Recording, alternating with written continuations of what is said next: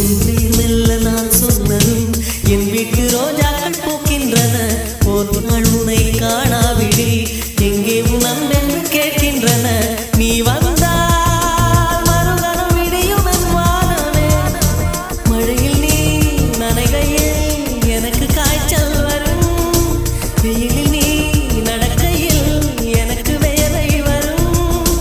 உடல்கள் தான் ரெண்டு, உணர்வுகள் ஒன்று. ரோஜா ரோஜா ரோஜா ரோஜா